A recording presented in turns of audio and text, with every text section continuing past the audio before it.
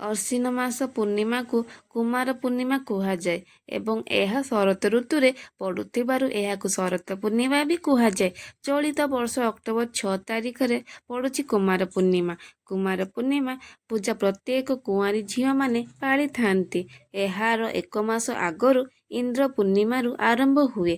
ଜହ୍ନି ଓଷା। ଏହି ଓଷା କୁଆଁର ପୂର୍ଣ୍ଣିମା ଦିନ ସମାପ୍ତି ବା ଉଯାପନା କରିଥାନ୍ତି।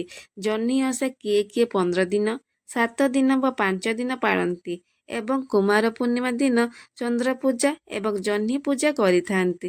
ସୁନ୍ଦର ବର ପାଇବା ପାଇଁ ଜହ୍ନକୁ କୁଆଁରୀମାନେ ପୂଜା କରିଥାନ୍ତି।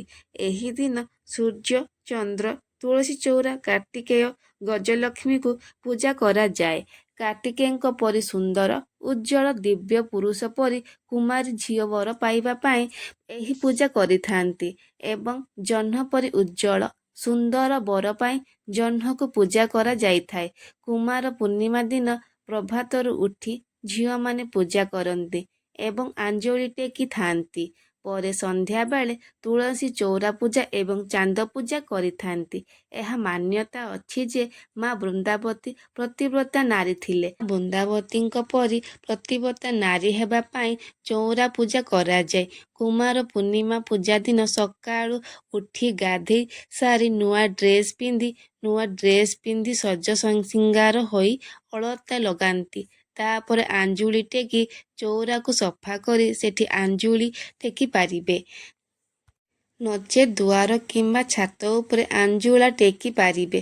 ପୂଜା କରିବା ସ୍ଥାନରେ ପ୍ରଥମେ ଆଗେ ଲାଲି ମାଟିରେ ଭଲସେ ଲିପି ଦେବେ।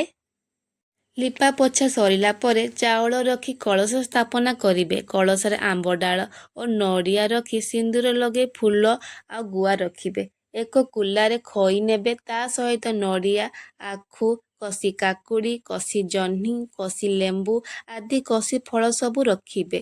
ଏହି ସବୁ ଫଳ ଗୁଡ଼ିକୁ ପୂର୍ବ ଦିନରୁ ସଜାଡ଼ି ରଖିଦେବେ। ପୂଜା ସ୍ଥାନରେ ଦୀପ ଲଗାଇବେ ଏବଂ କିଛି ଫଳ ଭୋଗ ଲଗାଇବେ।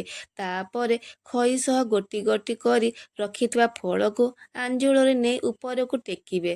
ତାପରେ ବନ୍ଦାପନା କରିବେ। ସନ୍ଧ୍ୟା ସମୟରେ ଚାନ୍ଦ ପୂଜା କରିବା ଆଗରୁ ତୁଳସୀ ଚଉରାକୁ ସଜେଇ ଦେବେ। ଚଉରାକୁ ସଫା କରି ମା ବୃନ୍ଦାବତୀଙ୍କୁ ଶଙ୍ଖା ସାଲୁକନା ଦେଇ ସିନ୍ଦୁର ଲଗେଇ ସଜ କରିଦେବେ। ସନ୍ଧ୍ୟାବେଳ ପୂଜା ପାଇଁ ଚାନ୍ଦ ଭୋଗ ପ୍ରସ୍ତୁତ ହୋଇଥାଏ।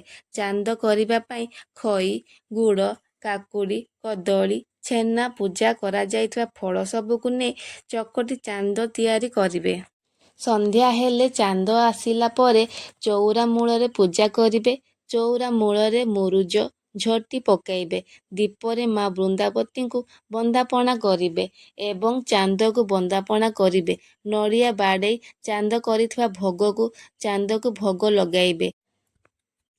ମାନ୍ୟତା ଅଛି ଯେ ଚାନ୍ଦ ଭୋଗକୁ ଜହ୍ନ ଆଗରେ ଯଦି ଖାଇବେ ତାହେଲେ ବୁଢ଼ା ବର ମିଳେ।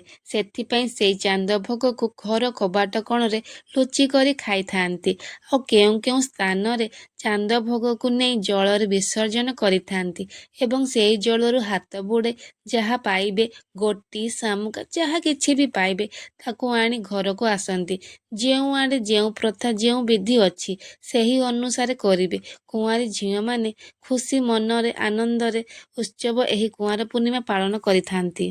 ଚାନ୍ଦ ପୂଜା ପରେ ନିଜ ନିଜ ସାଙ୍ଗମାନଙ୍କୁ ବଳିଥିବା ଭୋଗକୁ ଦେଇ ଚାନ୍ଦ ବସିଥାନ୍ତି। ପରେ ସବୁ ଝିଅ ମିଶି ବିଭିନ୍ନ ପ୍ରକାର ଖେଳ ଖେଳିଥାନ୍ତି।